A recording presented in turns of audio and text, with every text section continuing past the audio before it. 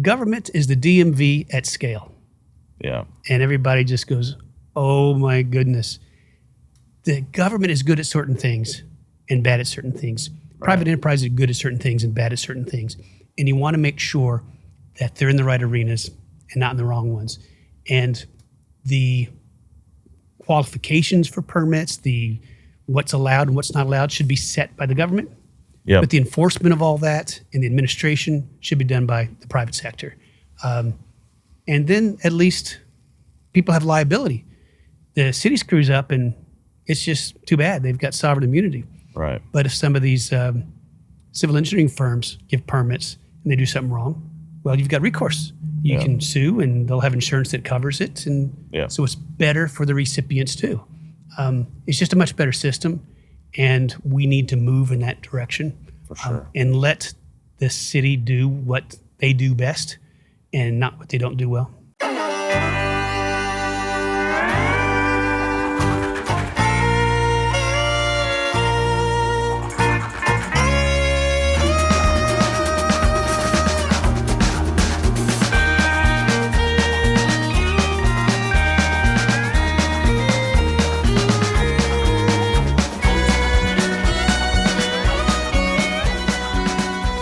Monty Bennett, how you doing today? Good, great. Thanks for having me. It's great being here. I appreciate you taking the time to come chat today, man. We got a lot of stuff to cover. We do. We had a great talk over lunch, and we have to decide what to talk about here and what not. I know. I mean, there's so many different things we could cover, but before we kind of jump into commercial real estate and Dallas and all the things that you're doing, I mean, literally everywhere, it seems like.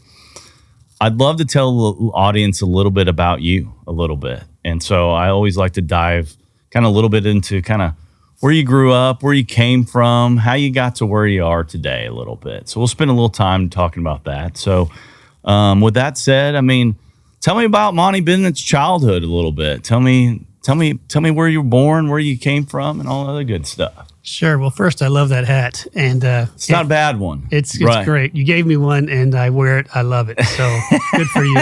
I wish I had the idea. Yeah, we'll talk about the impetus of how this hat came about. It's great. I love it.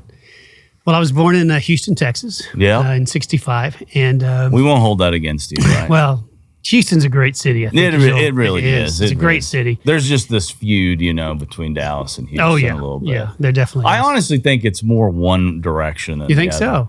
I think Houston people hate Dallas a lot more than Dallas people hate Houston. I think that's true. I think I think it's probably because of the success of like sports teams, like the Cowboys specifically, right? Well, Houston's just a more blue collar town, right? For sure. Yeah. And Dallas is more white collar. So yeah. I think even the white collar people in Houston see Dallas as snobbish, supercilious, and they're not the great people, but you've got to come up with something. Yeah, for if sure. you're going to not like someone or have a rivalry. So, that's right. So I grew up there. I've got an identical twin brother. Incredible. And I've got 2 identical twin sisters. And so there's something in the water down in Houston. There must be, right? And there's no hint of it in our bloodline. Wow. So there's 6 of us growing up. And then later, 3 stepbrothers came along. Okay. And then just 3 years ago, a half-sister showed up. Wow. You can imagine the drama that created in the family. I bet so. And she's great. She lives up in Oklahoma City and got to know her, and she's awesome. So all total, there's 10 of us. And I went to high school there. My father was in the hotel business, so that sounded as good as anything to me and my twin brother. So we both applied to Cornell, their hotel program. Okay. And went up to upstate New York. And where is Cornell? What city is that in? What is it? It's in a small town called Ithaca, New York. Okay, sure. Everybody's heard of Ithaca. It's about an hour south of Syracuse. Okay. In the snow belt. And it's cold and it's snowy. That's got to be, those are just some different winters for you compared to Houston, Texas, my man. It was cold. And we both stayed on for business school.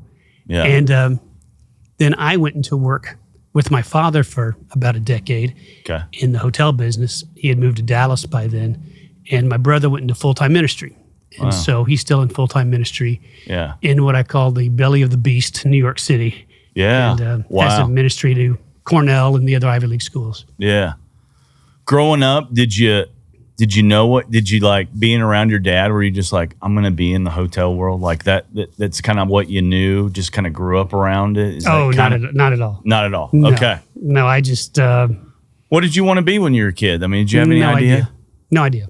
Okay. I love science and math and the technical type things. Right. I guess I always wanted to be my own boss in kind of one form or another. Yeah. But just didn't really know. Yeah. And hotel business sounded as good as anything else. Okay. So did you play a lot of sports growing up? Some, about kind of medium, not for the school teams. I wasn't very good. And we had some great school teams, went to state and basketball and did very well in football and on. So I played on some church leagues and the like, some softball and some basketball and the like. But I developed more slowly than my peers, maybe 2 years, 3 years behind all my peers. Okay. And so I just was never good enough to play.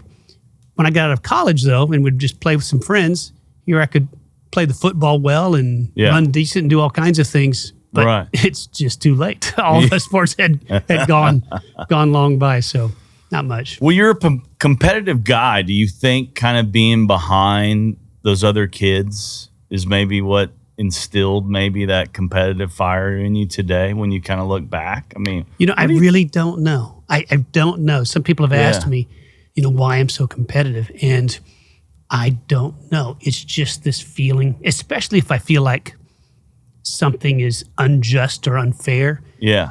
I just can't take it. And so I fight in order to get there. Yeah. And generally I'm competitive. Right. I don't know where it's from, to be honest with you. Interesting. So you go to Cornell, you get out of there, you spend some time with Dad. I mean, where does it go from that point, Well, he retired at the end of 1999, and ours was a business where we had to constantly raise capital to then go do a hotel deal. Yep. And then if you want to do another hotel deal, you had to raise more capital. Yep.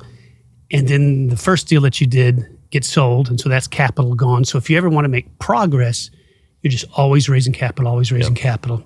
And that was my forte. That was my father's forte. Okay. And while he still was ancillarily, is that even a word? Ancillarily?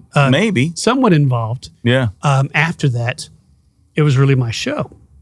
And that wasn't my forte. Mine was more on execution. Yeah. And my father has always been a great salesman. And so we decided to take the company public in 2003, so you could raise permanent capital. Yeah. So the capital is always there. You never have to give it back. Yeah. So we did that and grew for a while. And then I had this kind of revelation over time. And I realized that the business I was in grew at 2% a year, requires vast amount of capital and vast amounts of labor and management. And so it was like the opposite of a great tech startup, right? Difficult to scale, lots of capital, lots of labor. And so meanwhile, I was at a convention of sorts, and this was after the great financial crisis, and some of my peers were up on stage and said, look at our stock price and what happened since the GFC. It's gone up 400%. Isn't that great? And that was great. Our stock price had dropped dramatically, and so it was up significantly since then. Then a guy from Priceline gets up, and the guy from Priceline says, since that time, our stock price is up 5,000%. I was like, wait a minute here. Here we have the hotel business that's been around forever, and we did just fine without Priceline or other type of booking companies, and would do fine without them. Meanwhile, Priceline, they couldn't exist without the hotel industry and the air flight industry, right? Without those, they'd be gone. Yet they're the ones that are making outrageous returns. Right. They don't require a lot of capital. They don't require the huge people infrastructure. Yeah. And there's a saying, if you sit at the table and you don't know who the schmuck is, it's you. And I thought, I'm the schmuck. I'm in the wrong industry. So I started efforts to branch out. And that's when we spun out an operating company and spun out another REIT and really coalesced my business operations around an operating company that now is a property manager of hotels, asset manager of hotels and other real estate. Yep. We have an AV business that is what hotels use in their facilities. Sure. We have a water sports business that provides those services to hotels around the Caribbean and Hawaii, and a development and renovation company with architecture and you name it, and all the services. So we've transitioned to more of a services type platform, providing services for both those captive hotels and to third parties. Yeah. And right when I put this masterpiece together, it took me years for a whole bunch of regulatory reasons and related party and IRS reasons. So we put it all together in November of 2019. And we were just off to the races when COVID hit and absolutely decimated everything and put us back a number of years to deal with all that. Yeah. So it's been quite the journey. That is the journey. I can't imagine, depending upon travel and revenue from hotels, right? And then just instantaneously that pretty much being turned off for you. It was terrible. It was terrible. People that had worked for me for decades, they're like family. Yeah. We had to lay off. We laid off 90% of our 13,000 employees in a week. We couldn't send out the furlough notices fast enough. These were people that were family to me. Right. I couldn't even see them because of the COVID. I was holed up at my place in East Texas trying to manage things from out there. Right. We had hotels with just one employee that would sit in the lobby and rent one room because you didn't want to have to go through re-permitting if you closed it. So would keep them nominally open. And it's a very fixed cost business, high fixed cost. Yeah. And the marginal cost on renting hotel rooms is almost nothing. And in that environment, we still had all these enormous costs and debt service. Sure. And no revenue. We had tens of millions of dollars flowing out the door. That's after not paying our debt service. We told all of our lenders just to take a break for a while. Right, sure. And let's deal with this. But even you still had to pay insurance and electricity and all that. So it was quite the ordeal. That is stressful. Very stressful. I mean, I don't know how you would even sleep at night for weeks while that's going on, trying to devise a plan to stay afloat in something like that. It was difficult. I had a great team of people, and we came up with strategies to convert common to preferred, or convert our preferreds to common, and then to raise rescue capital, which we did, and it was a lot of scrappiness to survive. It really was. Where are you now? Call it, I guess, what are we, 3 years later? Yeah, about. I mean, are we 3.5? Are we back to pre-COVID revenues, or like where is the hotel sector right now? I mean, what are you seeing? If you look at hotel real estate, remember I've got those operating companies. Yeah, sure. And they're doing well and they're flourishing because they have a lot of third-party business and they're growing. But the hotels themselves, revenues for the entire industry is about flat with 2019, more or less. Yeah. Higher rates, lower occupancy, but flat revenue-wise. The problem is that wages are up 50%. And interest rates, instead of being 0, are 5.5%. Yep. So there's still big negative drag in the hotel businesses. The industry is still not profitable. It's still got a good ways to go before it gets back to the profitability levels of 2019. Yeah. And with what's happening in the economy, new construction has stopped. So we might see some recovery here in the next 2 or 3 or 4 years. We hope so, because we're still not economically back to where we were. Yeah. How has Airbnb impacted your business? Like, that's got to have taken a dent out of the hotel industry. What's interesting is I've always been looking for that impact, right? I've always been studying the data, and what they've done more or less is what most people don't know is that 50% of travel is done at friends' places or relatives' places. Interesting. Only the other 50% go and stay at a place that's not a friend's or family. And so what Airbnb has done is dug into that market. It really hasn't dug into hotel proper space. Yeah. And so much of y'all's, I'm guessing, is business travel. That's right. Right? And you just want to get in not and get gonna do out it. and have a restaurant there and the lobby and And even people that are better off, they're worried about security at the Airbnb and whose house and all this stuff. So you're really getting people that typically are single, they're not families, they're on leisure, they're not corporate, they're younger and willing to take some more risks. Yeah. And it's cheaper, so it really eats up part of the market that just didn't impact us, which was a surprise to me. But that's how it's worked. So when you take from going from syndicating each deals, which I'm well aware of that world, and that's a pain, to taking it public.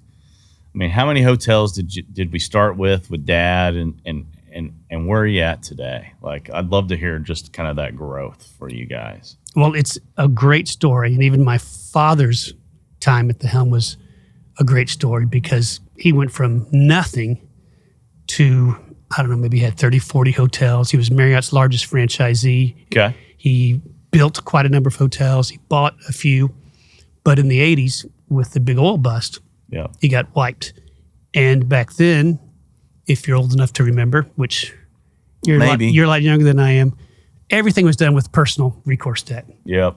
And the attitude of banks during tough times was foreclose, take the write down, and that was the thought of how to make banks solvent again. Right. And that's when then the institutions themselves would go under, and that's when the RTC took over in the late 80s, early 90s.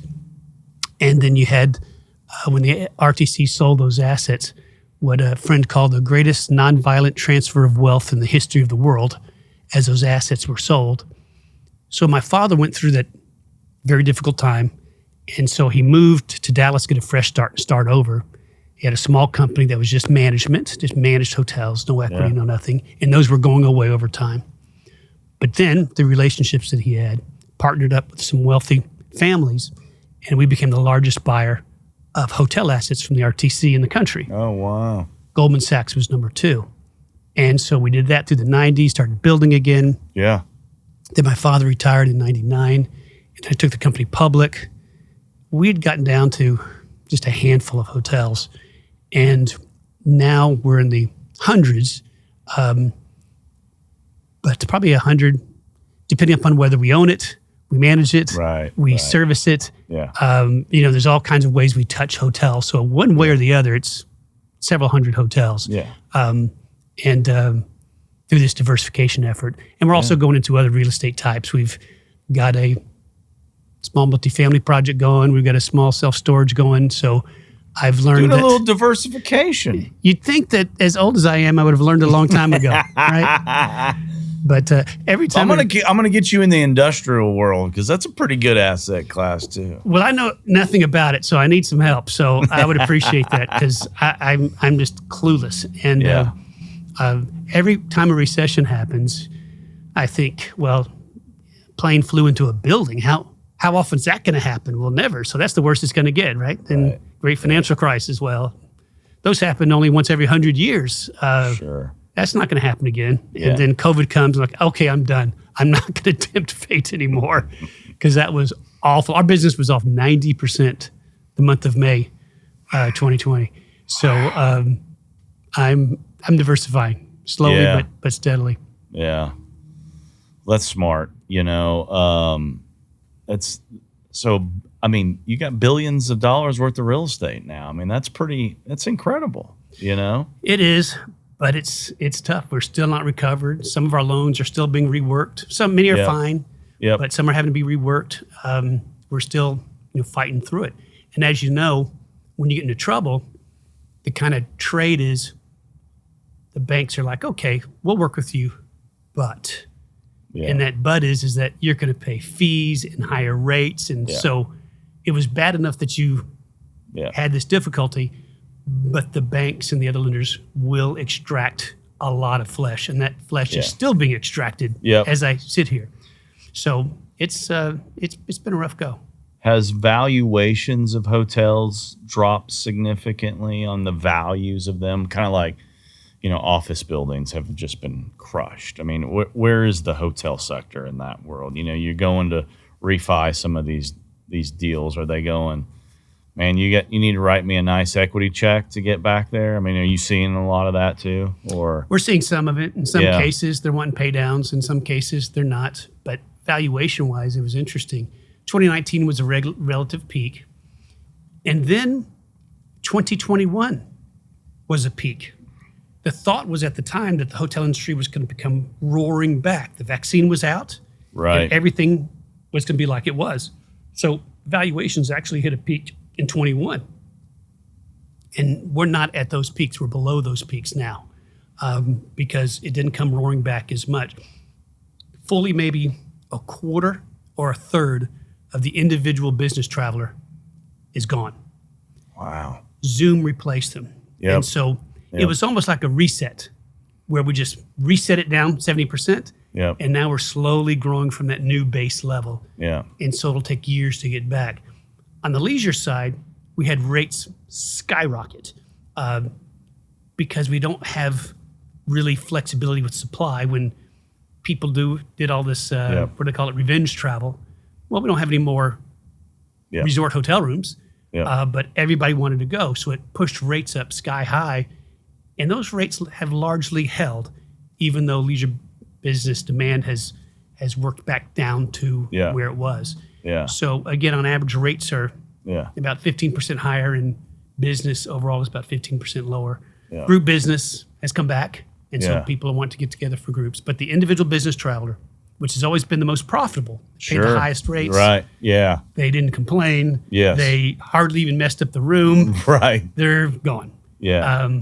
And that's just a new level. So that's what we're working through. Yeah. Well, that's interesting. Where's the opportunity right now in the hotel? Like, where do you see opportunity in the commercial real estate space, and for you in Ashford moving forward? Well, for hotels, you definitely want to buy. It's a buy time. New construction is dead. Yep. It's going to be dead for a while. Rates are too high. Yep. Demand's not high enough.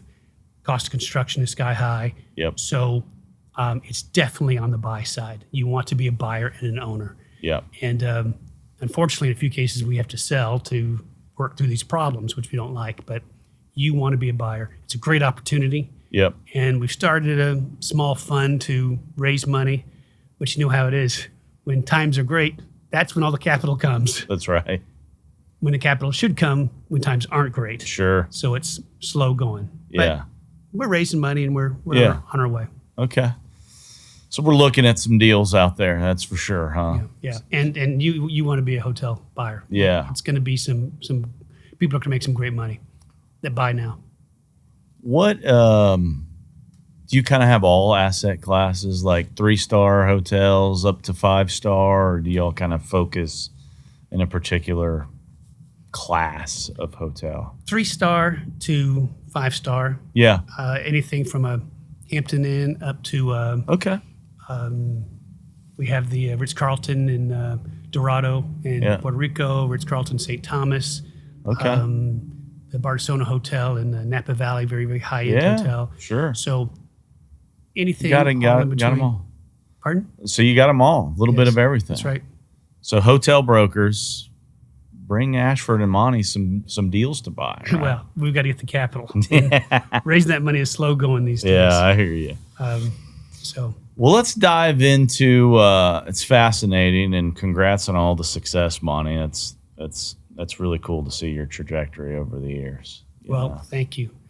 I wish that the economy has had helped a little bit more than it has, but nothing ever works perfectly, and I'm very blessed and very thankful. Well, you don't sharpen your sword by winning, right? So I'm sure you have sharpened that sword over the years a lot by the hard times, right? But it makes you better for the good times, which we're all going to get.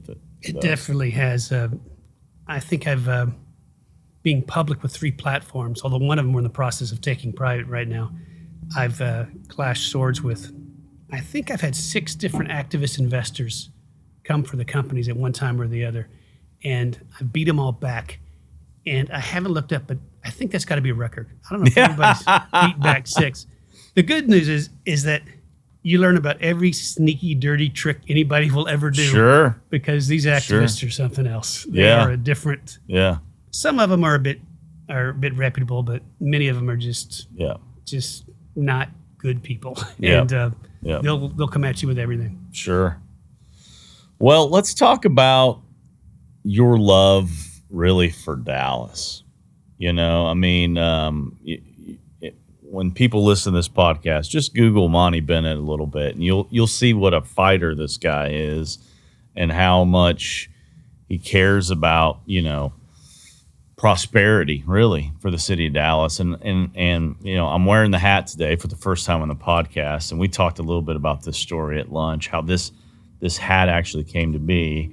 I'm going to make the story short for the pod, but essentially, you know, we were moving into this office space that we're sitting in here today, and this building is in the city of Dallas, and city of Dallas is kind of known in the commercial real estate world for being a little difficult when it comes to planning, zoning, permitting, all those things. You're so kind. Yes, I know. I said it in a polite manner, but so we got caught in a situation where, you know, this permitting to just, you know, start our retrofits here in this office just kept taking forever to get. And here it is, you know, I'm a commercial real estate guy who has personal relationships with my general contractors who would do everything and expedite anything for me based upon my relationships and business we sent them. And we just couldn't get any cooperation from the city. And long story short, you know, we had to move our offices into storage containers and then go into, you know, warehouses for about 8 weeks while we worked remotely as a company while this space was being built out. And throughout that time, you know, I was just sitting there going, God, we got to make the city of Dallas great again. You know, I mean, this is ridiculous. They've been losing religiously for the last 20 to 30 years. I mean, you can cite a bunch of different things. You know more than anyone, but, you know, let's just talk about losing the Dallas Cowboys as one instance, right? And then so many of these corporate relocations that come into town don't even really pay attention to Dallas. They look at all the suburbs because the suburb people they're proactive. They want to give incentives. They sit there and tell these corporations, hey, we're going to fast track you. You're going to get your building permit in a week. You know, we're going to give you incentives. All these things, you know, that Dallas has been losing on, you know. And so that phrase stuck in my mind. And then long story short, yes, I own MakeDallasGreatAgain.com and about 300 or so other website domains with that similar phrase on it. But, you know, you're passionate about, you know, trying to help Dallas win again, you know. And let's just talk a little bit about, you know, some of the things that you've been up against and you've been fighting for and what you're up to and from a Dallas perspective. Well, it's a great question. And about 3.5 years ago, I decided to really spend a lot of time on trying to make Dallas great again and trying to help the community. And I hardly did anything for the prior 30 years. And so I had a lot of ground to make up. Yeah. And so I spent a third of my time, maybe half, working at my business. I got some great people that do great work. And I spend the rest of my time working on a whole bunch of initiatives to really try and help the city. And Dallas is on a trajectory. And they're like the large cities around this country. Their trajectory is like this. Right.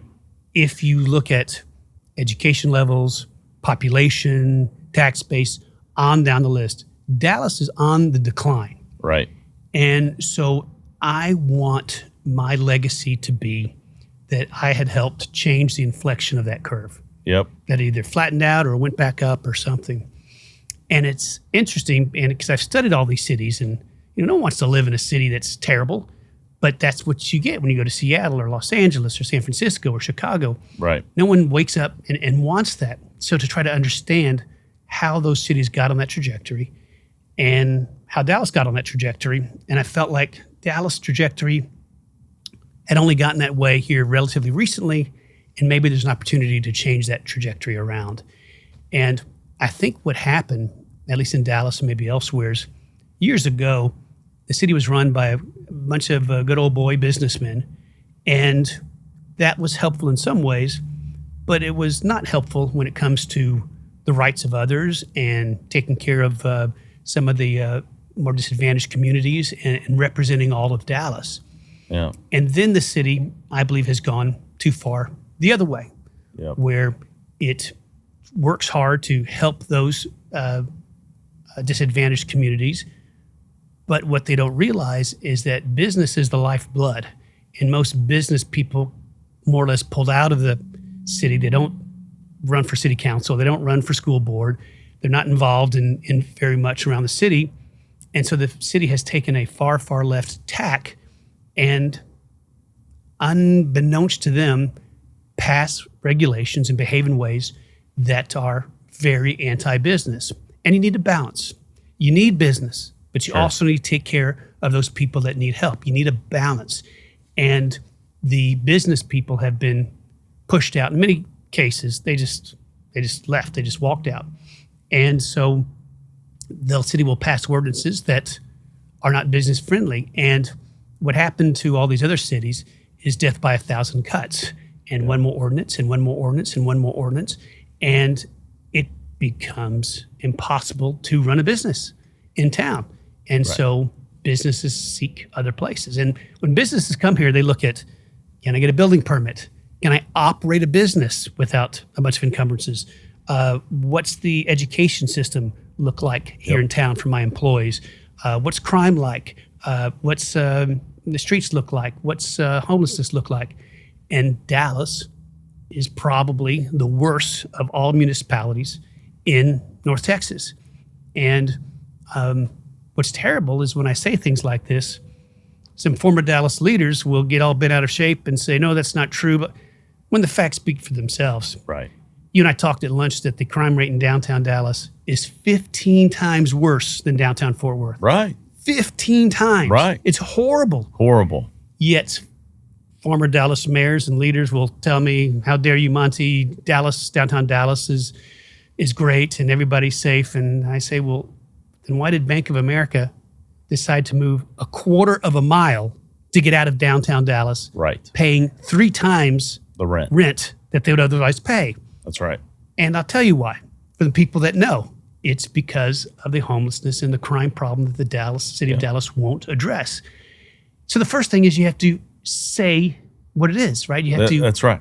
Say it out loud. You have to say it out loud. And then when people combat you, just throw the facts at them and let the consensus be, no, Dallas has got a problem. Yep. And that's the first step in fixing it. And so you got to identify the problem first. You've got to admit that there is a problem. That's right.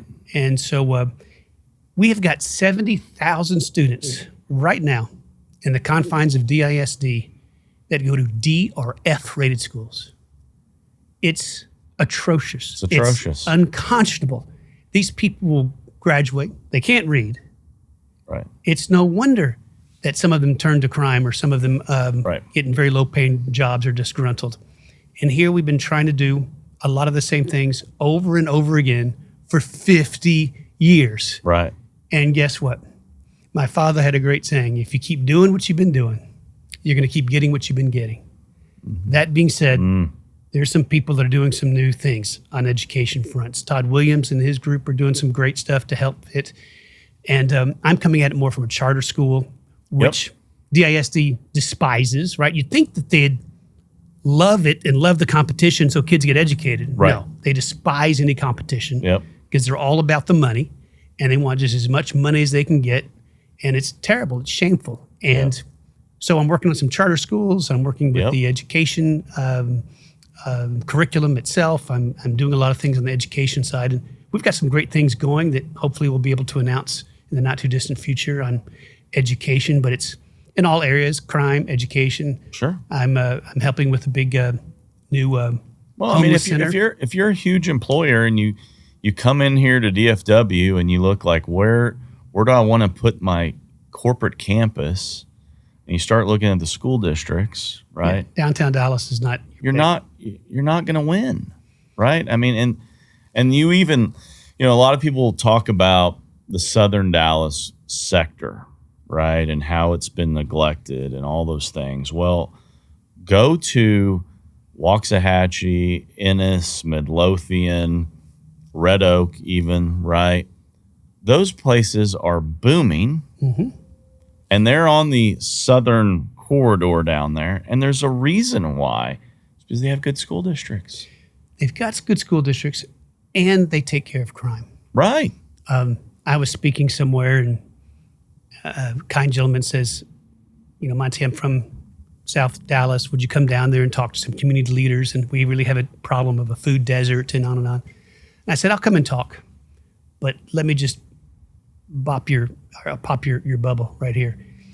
I said, do they have any committees in Frisco trying to solve the problem of food deserts? No. Do they have them in Plano? No. No. Do they have them any place else? No. Why? Is it because of racism? You may think so, but that's not the reason. The reason is crime. Because if anybody opens one up, any type of food place, they're going to be robbed and all the goods are going to walk off the shelves. Yeah. So they have to close. And you see this happening in all these other cities where these retailers are closing. Yeah. I said, solve the crime problem. You won't ever even have to talk about food deserts. Yeah. Someone will come in. And if they don't, call me and I'll pay out of my own pocket for a store to be opened up down there. Yeah. Because it'll be economically viable. And not only does that cause the problem that I just laid out, but it also inhibits generational wealth. When someone is wanting to start a business, my grandparents had a grocery store, and they started it on a lot next to their house. They started near where they are. Right. And over time, they were able to save money and then send my father to college, and no one ever had gone to college before, and it grows. Yep. And it creates capital, and then they can invest that capital. Well, anybody in South Dallas that wants to start a business, they lose their money like that because of the crime.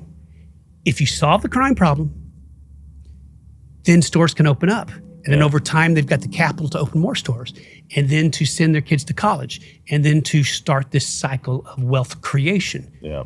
Crime is killing South Dallas. And if you poll people, which we've done at my newspaper, Dallas Express, many, many times about police and cops and everything, blacks and Hispanics are much more likely to want the same or more cops in their neighborhood than whites. Right. Because they're the victim of crime. Sure. And if you look at our newspaper, we track the victims of crime. It's blacks and Hispanics, mainly blacks, and it's terrible. And the number, you could almost try as a white person to get killed in Dallas, and it won't happen. It's the black community, and it's a terrible blight. We have to solve crime, and we have to solve it in those communities. Yeah. And we need a police force that's not stressed. It's when they're stressed that then they do things that cause these national outbursts and problems. Yeah. But if they're not and they have enough officers, well, then they can treat the communities with the care and the compassion that they deserve and that they need. And so it all interlocks, but it's amazing to me how people will come up with what they think the problem is that's different than every other solution they see. I'll give you an example. You ask government about a problem, and the answer is always, well, we need more money. More money, more money. Money solves everything to the government. But then you ask them about our police force, and they say, well, it's a recruiting problem. Yeah. And we lose them faster, and so we need to do this, that, or the other. You say, well, what about money? You say, what do you mean? And I say, pay them. We don't pay our police officers enough. Up in Plano, they've got a waiting list for police officers. Wow. Did not know that. You know why? They pay. Plano has passed an ordinance that says that they have to do a survey, and the starting pay has to be in the top 5 of all police departments in North Texas. Guess what? That's why people will leave Dallas to go up there. Right. So there's a charter amendment on the ballot here in the fall to do that in Dallas, to require the city to conduct pay surveys and to pay starting police officers an amount of money that's in the top 5 of all police forces in North Texas. And when you do that, you have to raise the pay of everyone that's more senior than them, Sure. right? Otherwise, there's turmoil and chaos. Yeah, right. So everybody gets a big pay raise. And I said, once you do that, your recruiting problem will stop dead. Yeah. But here, again, any other problem, money. Right, right. When it comes to police, it's just a recruiting problem, and we're pulling our hair out. We just don't know why. Well, you could say the same thing that trans over into the DISD, right? There you Probably go. the teachers. There you go. Probably the teachers are, one, they probably don't feel that safe. Two, they're probably not as paid as well as other school districts in the area. So all those things just intertwine and bring, Dallas down. They do. So anyway, I'm excited. It's a big challenge, and Well, it's a step in the right direction. I'm getting a pushback in quarters that I never thought I would get, which is interesting. But that's okay. If it was easy, it would have been done a long time ago. So I relish the challenge. So what do you think is the key things that needs to happen in the city of Dallas to make it successful again? I mean, what needs to happen downtown? They need to control crime, homelessness, aggressive panhandling, street repair, and cleanliness, and education. But that's not the city. That's the ISD. Right. You hit those areas, and Dallas downtown will boom. I bet the value of real estate downtown will double or triple. So how do we get that? How do we implement that? Well, that's what I'm working on, as you know. I've got lots of initiatives going to do that. And that's what we need. And I think that I got into a spat with a regional water district out in Fort Worth years ago.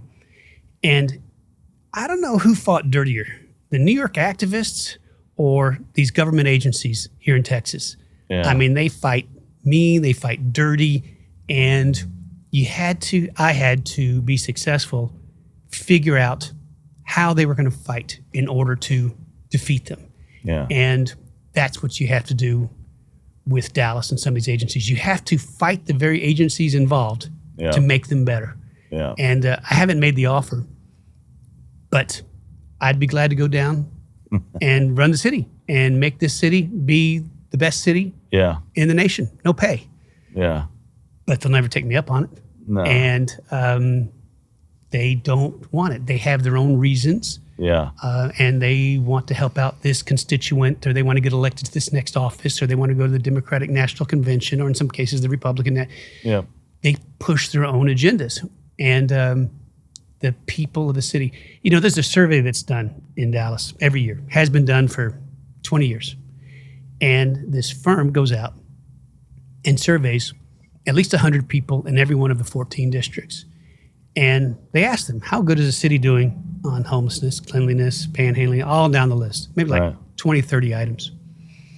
And consistently, the city's ranked terribly, terrible scores, awful scores. And then the city takes that survey and they put it in a drawer. The newspapers don't even report on it. And then they do the same study the next year. And what city council should do is pull that survey out and say, this is a great blueprint of where we need to work. And the survey also asks people, which of these are most important to you? Right. And the most important ones are, unsurprisingly, that show up in Dallas Express surveys is crime, homelessness, aggressive panhandling. And that's where efforts need. But you listen to the city council or watch them, they're convinced that we're in a great shape on crime. I mean, it's amazing. Now, don't get me wrong. Our police chief, in my opinion, is awesome. I agree. And he's making great progress with the limited resources he has. Yeah. But our city council, they think that crime is in great shape. We're a utopia. Yeah, and they let's look at New Orleans, how great we are. Well, of course, that's not it. Yeah. But what they don't know is our murder rate is higher than New York City. Wow. It's higher than Chicago. It's higher than Los Angeles. And they just live in la la land. And they tell themselves that everything's great. Right. And it's not great. No, it's not. And I mean, I live in a very well-to-do neighborhood. We even pay off-duty police officers, right? You have to be in our neighborhood, just to make sure our neighborhood's safe, right? So like if police was truly had enough officers and was doing their jobs, we wouldn't have to be doing that. That's right. They don't have, and they'll tell you that we have something like 3,100 officers, sworn officers, and they look at their studies and surveys and say we need 4,000. And every year the city says, well, we're adding 250. We're adding 250 in the budget. We're adding 250. What they don't tell you is that we lose 200, 225 a year. So our net gain is nothing. And I don't know if they're just being cute by saying that and disingenuous, or if they really don't realize that you have to add the two together. But we make no progress. Yeah. And I think those charter amendments will do something about it if they're passed, which I think they should be. Yeah. Because it doesn't take that much more money. Our budget down there is $5 billion. The city manager recently said, this is 3 weeks ago, that the city could get to 4,000 officers with $175 million a year. Well, what percentage is that of a $5 billion budget, right? 3%? It's nothing. Right. And the budget this coming year is going up something like $400 million. Right. And they can't find the money. The city would rather do 500 things terribly than 5 things very, very well. Right. And that's what the challenge is to redirect them to do it. And that's the purpose of the Dallas Express. That's the purpose of some other initiatives I'm working on, and even some legislation down at the state capitol. I can tell you, the legislators down there are fed up, and they're fed up with the way the city of Dallas and Austin has been running. And these city council members and city managers are going to be very sad come the end of this coming session, because the state legislature is going to put the death grip on them around their throat. They need it. We need it. Because they don't focus on the priorities of the people. And all you have to do is survey the people. This isn't Monty or Conrad talking. Right. Ask the voters. Right. The voters will tell you this. Yeah. And they'll tell it to you in spades. But they still won't do it for one reason or another. Right. So anyway, it's a fun challenge. And I think it goes without saying, but needs to be said, is there's just a ton of people doing a lot of good things for Dallas. There's a number of city council people that are doing great, that are working really hard. There's a number of private citizens that are working great, and nonprofits. You look across the spectrum, and there's really a lot of great people, homelessness organizations, but it's the system that is not working. Right. And that's what I'm trying to change, is the system. Yeah. Because we've got a lot of great people already. We need the system to change. Yeah. I was just part of a roundtable discussion down in Austin last week, talking about the problem of homelessness. And there's a lot of great organizations around the table that have done a lot of great things. But what gets overlooked is what I call the other side. One side of the coin is these are people that need help. They need our help. They have mental illness, they have addiction, they have financial problems. They need our help. And Christ compels us to help these people. Yeah. At the same time, they don't have the right to wander around neighborhoods, to sit and sleep wherever they want.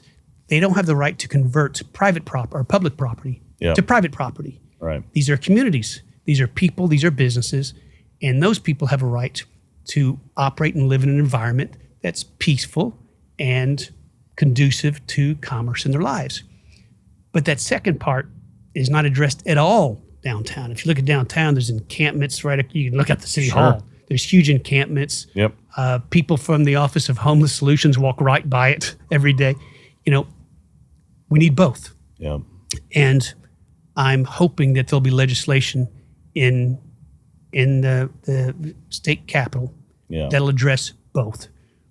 These cities and communities need to help these people, but we can't let our communities just convert to danger zones because of it. And both need to be hit and hit hard. And if they are, we'll have the best cities in the country by far. For sure. Well, we talked a little bit about it at lunch. Linda McMahon came over and is now kind of overseeing economic development incentives for the city of Dallas, which is a huge step in the right direction yes. from a recruiting perspective. Now we've got to get those same people in place kind of in all the different sectors within the city, and because you don't need to wait 2 months for a building permit. You don't need roadblocks like poor Scott Beck over here at Midtown. Oh, yes. And what he's gone through to try to get zoning or variances to land big tenants, and it's just roadblock after roadblock after roadblock at the city. Like that's not what wins and creates tax revenue for your city. You have to work with developers and for the benefit of everyone.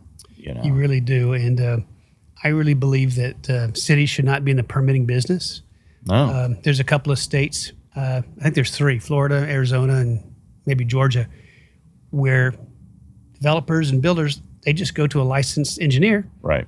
And the licensed engineer is the one that grants permits and stamps their plans. Yep.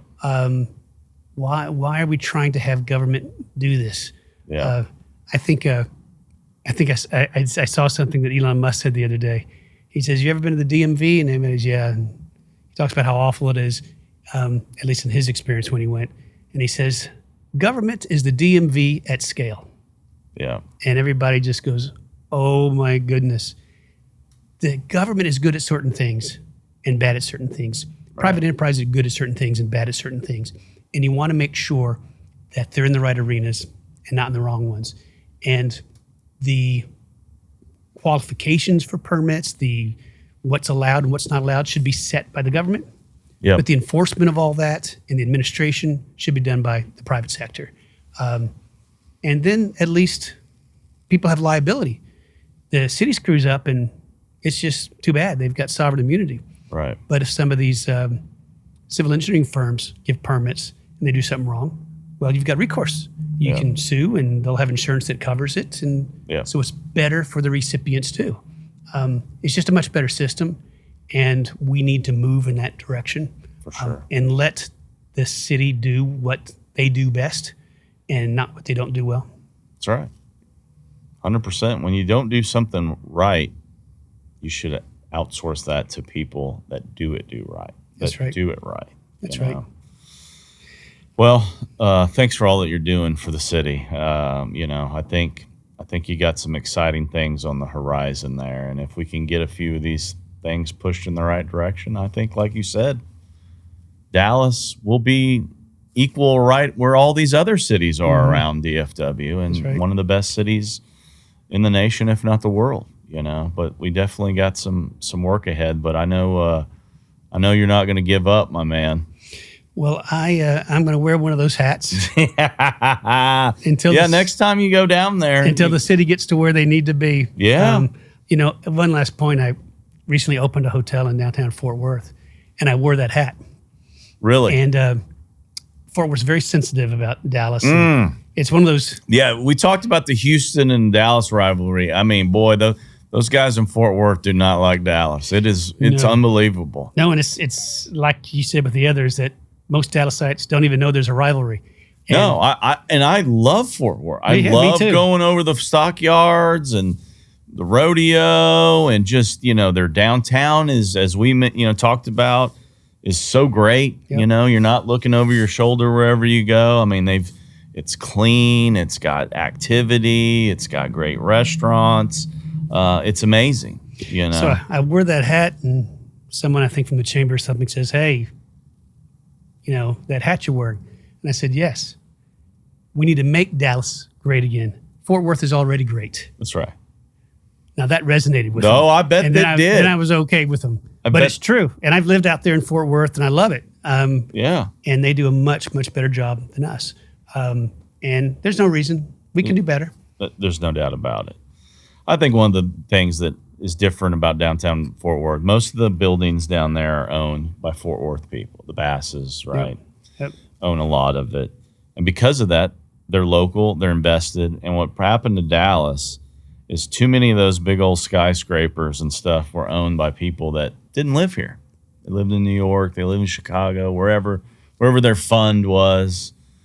And so they didn't really care about as long as their building's performing, right, and they got tenants in there, don't really care about the whole environment around it. Right. Now. And they're not involved. They need to be involved. And then they're not involved. But I think, guys like Jonas Woods that's going down there and taking old buildings, and converting them to apartments and has a vested interest in Dallas, yep. Then you will hopefully see some change down there. I think so. And we need the business community involved. We need to see them involved. And Jonas is involved. Yeah. But if they got involved, one other thing is if you go to city council meetings and you listen to the people that talk, these people talk about justice in Palestine, right? Something that has nothing to do with us. Right. And that's all the speakers. Why don't we have speakers at City Hall saying, clean up downtown? Clean up downtown, right. Solve the crime problem, right? I go one Wednesday, you go the next, someone else comes the next. Our business community needs to be down there because that is the pulse that the city council takes of the people. And if the people all the time are wanting us to condemn Israel and that's their focus, well, the city council has no rudder. That's right. But if the business community is there in front of them saying these things repeatedly, you will definitely see more action. But that's why we need to get business people involved in communicating with our city leaders. Well, we just need to get this hat on everybody in DFW, right? Even better. Even better. Let's talk about the Dallas Express a little bit. I mean, tell me a little bit about how that came to be and what your plans are for the Dallas Express. Well, when I decided to get involved, I knew I need to have a newspaper that has a lot more fair coverage. I've told people that most reporters' job in life, and this is not joking, is when they come across a political conservative, is to make them look either stupid or evil or both. The story is just the vehicle in order to do that. Right. So the story can be about anything, but they will weave in ways to make political conservatives look evil or stupid because in their mind, and this is most journalists, far left journalists, their minds are very narrow, and they can't imagine that the things that they do actually hurt people, which they do, and cause malaise and cause suffering. So when they see a political conservative, well, why would a conservative do all these, quote, terrible things unless they're evil or stupid? And this is how they see the world. So I knew I needed a newspaper to speak the truth and to call things as they are. Right. And that's why we got started. And I'm proud to say we have more subscribers than the Dallas Morning News does. We have it's incredible. Lots of hits. We have lots of stories. We produce 30 stories a day, 20 a day on weekends. We're all over Twitter and the social media, and every day our numbers go up. Every day they go up. Yeah. And it's because people want the news and they don't want the terrible bias. They don't want lies anymore, I think. And some of them are just flat out lies. Right. In that debate we saw a few days ago, I thought Kamala is how you pronounce it, did relatively well compared to Trump. Yep. She didn't need the thumb on the scale that those ABC moderators gave her. Yep. And it took away what would have been a big victory for her, because what the ABC moderators did was tilting the scale so far against Trump. And it was so obvious. That anything she accomplished, I don't think she got any bounce from that at all in the polls. No, and I think the listen, you're either Republican, Democrat, or you're the independent. And so those debates are you're trying to win independent voters. That's right. And so but I think the independent voters saw, or a lot of them saw how jaded. I think it even came out today that I saw that the girl who was one of the moderators was Kamala's sorority sister. I'd heard something like that too. And I'm just like, And David Muir, my God, he did everything. I have never seen it that bad on a debate platform before. It was pretty bad. And I didn't watch it long enough. Yeah. To see that gal speak. As you know, they say sorority sister. Fall, Kamala was Kappa Gamma at University of Illinois, and this gal was Kappa Gamma 10 years later at University of Texas, right? Sure, They're still, quote, sorority sisters. Yeah, right. But the point is what's important, and that is that they clearly got some orders from up top somewhere to put their thumb on the scale, and it made her look worse. And it's a shame because you and I don't want a world like that. We like it just fair and may the best party win. That's right. And so anyway, back to Media and Dallas Express, we've got a great group of reporters that tackle issues much more down the center. No one's perfect. Yep. What's different is the stories we choose to cover. For example, there were some of this Venezuelan violent gang crime going on in Dallas. Right. Well, the Dallas Morning News wouldn't touch it. Nobody around here would touch it. I think in the end, maybe WFAA picked it up, but we were the one that ran with it and we covered it, and no one else would cover it because they don't like the narrative that the illegals coming across the border are creating violent crime. Right. And so they just won't cover it. And it's just kind of just absolute foolishness that people are just tired of. They just want the news, right? They don't want how something affects the transgender community. No. God bless the transgender community. But people just want to learn about crime. They want to know what roads are closed. They want to know what the city's doing. They want to know these kinds of things. Yep. And the papers in town, including D Magazine, go off on all these far left tangents that people just scratch their heads. And it makes them look terrible, and they don't even get it. I guess they sit around and pat each other on the back and say, look, we got him. We wrote this article. Yeah. But everybody just rolls their eyes and thinks it's just ridiculous, and it hurts their circulation. I agree. But sometimes it's embedded in people so deep they can't help themselves. Yeah. And many, I believe that in solving society's ills, you need a lot of what are called, quote, left-wing policies in place, and you need a lot of what's called right-wing policies in place. You need help and services and compassion, but you also need accountability and responsibility, and those are typically seen the first left and the second is right. Right.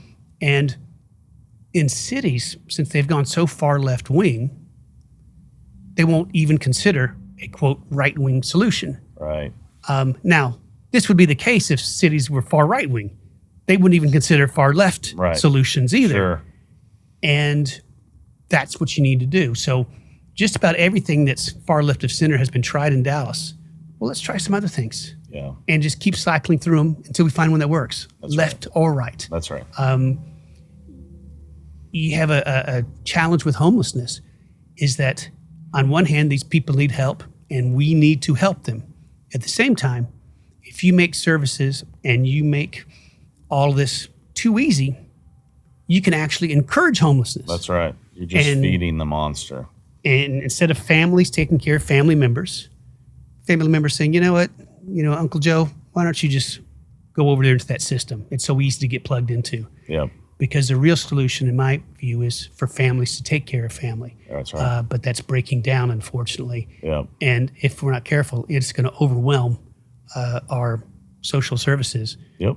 Because it could be huge. We need families to take care of families as much as they can. Yeah. So anyway, they're that's a whole nother podcast on culture, right? Yes.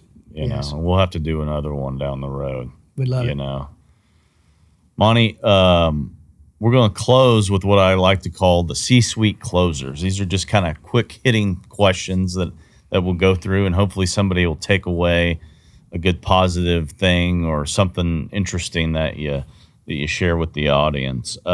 First question, what's something that people don't know about you? A couple of things. That I'm an identical twin. Yep. Because he lives in New York. And that Elvis Presley is my third cousin twice removed. Interesting. So when I So can you shake your dance and hips sing. like Elvis? Definitely can. Yeah. And my wife and I sing karaoke, and we love to sing Elvis. That's awesome. What's the most impactful book you've read, or some books that you would recommend reading? You know, the most impactful is clearly the Bible, right? Sure. I mean, the more we follow that, the better off all of us would be. I don't follow it nearly enough, but Me neither. definitely. Yeah, but yes. And other than that, I recently read Elon Musk's book. It was really inspiring for me. Real, I need to read it. I You haven't should. read it. Yeah. The guy just doesn't give up. Yeah. He just doesn't give up. Right. And he has a tolerance for risk that I've never seen.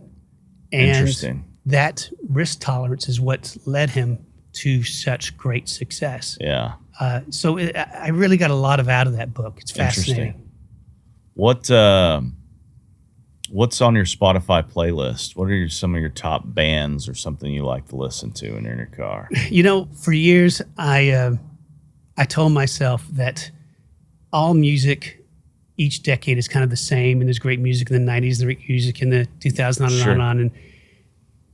But a few years ago, I just gave up and said, you know what? Nope, the 80s are the best, and they're going to just stay the best. And that's just it. Yeah. So I will pull up 80s music and So just good. listen to it. I like Yeah. some of the classics like Billie Holiday and some of the rockabilly and some Yeah. of that kind of Yeah. old school type stuff.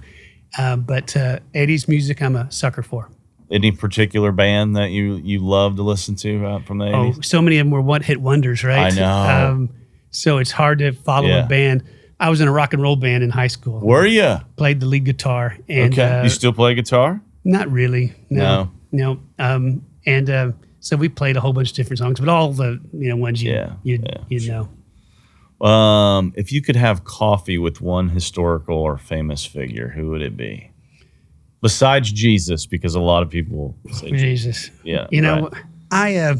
I really don't know. I'd have to sit and really think about that a lot because Okay. there's so many very interesting people. I mean, you look at someone like some of the ancients. Socrates or Socrates or Michelangelo or Right. Galileo or Yeah. Leonardo da Vinci. I mean, the things Leonardo da Vinci invented Right. in his relatively short life, like how is that possible? I know. It's just astonishing. How did he have the time? Right. So it'd be hard to say. If you could live anywhere else in the world, where would it be besides North Texas? Where would you be? Well, there's a point in the 90s where I thought about moving my business to someplace else. And I had a whole decision tree and comparisons and on. And boy, do I love Southern California. It's 72 degrees every day. And it's by the beach, and I love it. Yep. But they ruined it. They ruined it. They ruined it with taxes. And even in the 90s, it would cost millions Sure. to move there and to operate there. Yep. And I wouldn't get any additional revenues. Yep. And I just couldn't Yeah. make the numbers work. In 3 hours, you can be there on a plane ride. There you go. Yeah. So Yeah, but SoCal, anywhere in California is pretty nice. it's beautiful. I love Florida. I love Miami. Yeah, Miami's great. It's great. I'd love to go back to Houston at some point. Yeah. Something about it. I only spent my first 18 years there, but I just feel a close. You love that humidity. You love I that do. Thick. I remember walking out of my home. It was during Christmas, over the holiday when I was 18 or 19. And I walked outdoors, and all I wore was shorts and a T-shirt. It was so warm. And the humidity was like walking into a can of warm soup. And it was so great. I loved it. I loved that heat. Yeah. And even now during the summer, after the car's been in the parking lot for hours or when I've had lunch, I'll go out and I'll get in that car and I won't turn on the AC. Really? And I'll just let it bake into my bones all the way home. So I've always loved the heat. Interesting. And Houston is that way, so it doesn't bother me. Yeah. Favorite thing about Dallas? I guess the people. Yeah. There's so many great people in Dallas. Really are. And I just love to meet all the different kind of people, whether they be business people or artists or stay at home, this, that, or the other, or what have you. Just great great people. Yeah. Just love spending time with them. Yeah, I agree. You know, I think that's just kind of the Texas mantra in general, right? But Dallas has this unique deal where I feel like, especially in the business community, everybody wants to help each other succeed. Yep. I sure You do. know, and I mean, you'll pick up the phone and make an introduction for anybody, right? right. Like that type of stuff doesn't happen in New York City or these other towns. I mean, everybody's kind of out for their own personal gain. It And took I me a feel long like, time to learn that in business. You know, I thought everybody was like that, and they're not. yeah. And in Dallas, I feel like, especially within the commercial real estate industry, it's man, if you're winning, I'm winning, and everybody just wants to help lift everybody up. And now we need to get all those people to help lift up the city. Yep. And I need your help on Yeah, man. industrial. I have no idea. Yeah, I can help you with that. All right, perfect. My whole mantra in life is make an impact on others. I know you are extremely active in helping different charities. What are some that you'd like to share with us that that need help or people should get involved with? My friend S.M. Wright runs the S.M. Wright Foundation, which provides food weekly, does the whole Christmas in the Park thing. Yep. That has grown exponentially and is an enormous event to provide toys and presents for kids that couldn't afford them otherwise. He also has a bed program where he provides mattresses to kids that don't have any mattresses.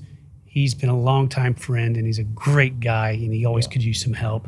In fact, he's having to relocate his warehouse, so maybe you could have some recommendations on where to go. He's a great guy, so we supported him for a long Love time. that.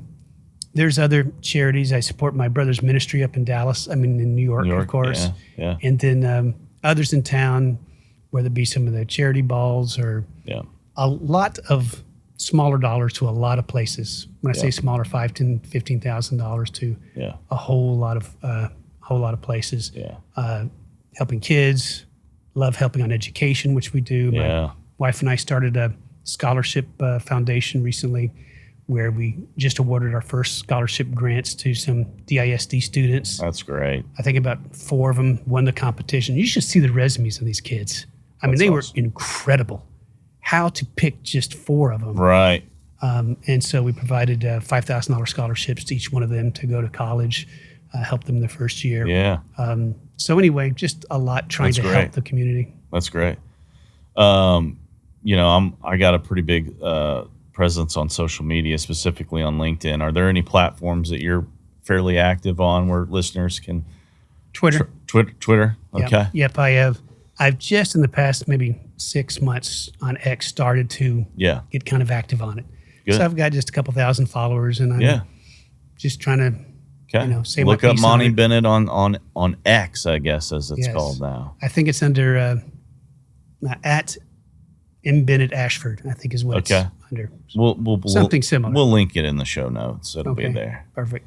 Monty, thanks so much for taking the time, buddy. This was a lot of fun. Enjoyed it. Thank you. We'll do it again sometime. Thanks a million.